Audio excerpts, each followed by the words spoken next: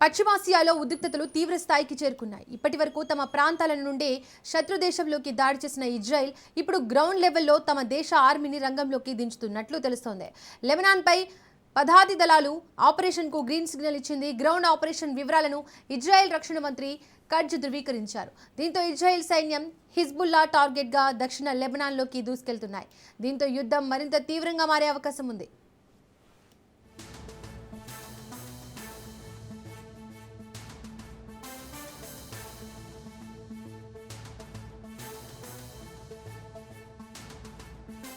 మరోవైపు అమెరికా అధ్యక్షుడు ట్రంప్ సైతం కీలక ప్రకటన చేశారు. ఇప్పటివరకు అమెరికా కేవలం కంబాట్ దాడులే చేసిందని, అవసరమైతే అమెరికా సైన్యాన్ని ఇరాక్కు పంపిస్తామన్నారు. ప్రత్యక్ష యుద్ధం చేస్తామని హెచ్చరించారు.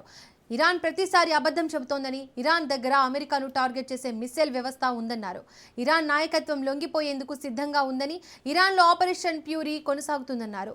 అణ్వాయుధాల తయారీని ఇరాన్ ఆపడం లేదని అమెరికా, ఇరాన్ అణ్వాయుధాలు కలిగి ఉండడం ఎట్టి పరిస్థితుల్లో ఉపేక్షించమన్నారు. ఇరాన్ సుప్రీం లీడర్ ఖమేనీ మరణంపై ప్రజలు హర్షం వ్యక్తం చేస్తున్నారని, ఇరాన్కు చెందిన మొత్తం యుద్ధ నౌకల్ని ధ్వంసం చేశామన్నారు. ఆ దేశంపై మరిన్ని దాడులు జరుపుతామని తెలిపారు. ఇదివరకే అమెరికా ఇరాన్ నావికా దళాన్ని తుడిచిపెట్టిందని, ఇక ఇరాన్ బాలిస్టిక్ క్షిపణులను నాశనం చేస్తామని తెలిపారు.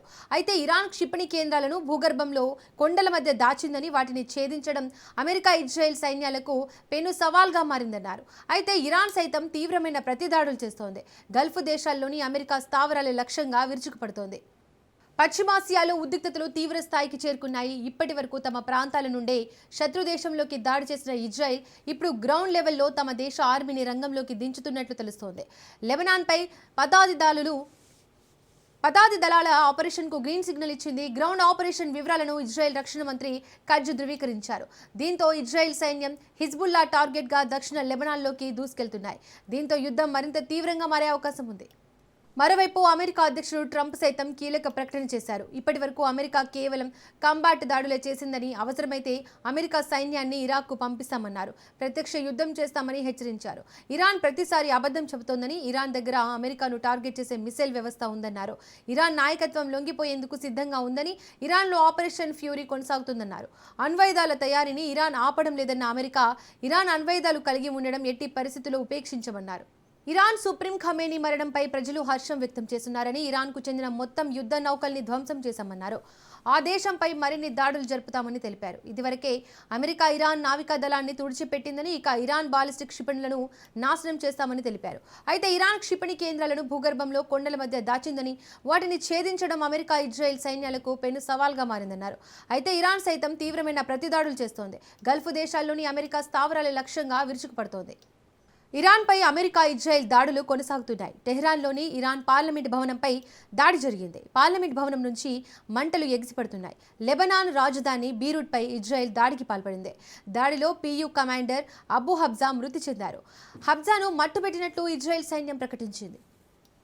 ఇరాన్పై అమెరికా ఇజ్రాయెల్ దాడులు కొనసాగుతున్నాయి. టెహ్రాన్లోని ఇరాన్ పార్లమెంట్ భవనంపై దాడి జరిగింది. పార్లమెంట్ భవనం నుంచి మంటలు ఎగిసిపడుతున్నాయి.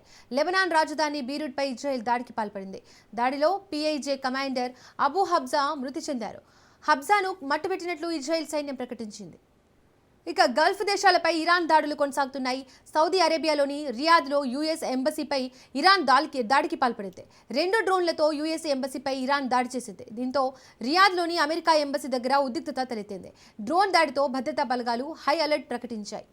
గల్ఫ్ దేశాలపై ఇరాన్ దాడులు కొనసాగుతున్నాయి. సౌదీ అరేబియాలోని రియాద్లో యుఎస్ ఎంబసీపై ఇరాన్ దాడికి పాల్పడింది. 2 డ్రోన్లతో యుఎస్ ఎంబసీపై ఇరాన్ దాడి చేసింది. దీంతో రియాద్లోని అమెరికా ఎంబసీ దగ్గర ఉద్రిక్తత తలెత్తింది. డ్రోన్ దాడితో భద్రతా బలగాలు హై అలర్ట్ ప్రకటించాయి.